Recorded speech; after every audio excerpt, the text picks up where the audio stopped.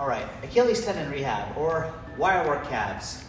It may seem a little unorthodox for me to be using a leg press machine like this, but I am working the deeper calf muscles, the soleus, by keeping my knees bent.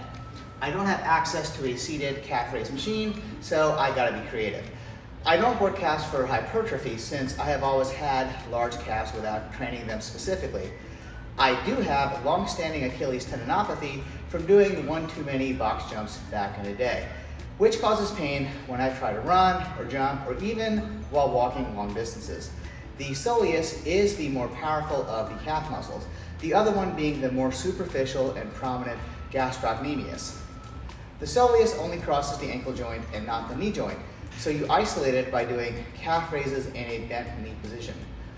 Working the soleus places controlled stress on the Achilles tendon, and tendons respond to training by being exposed to controlled loading.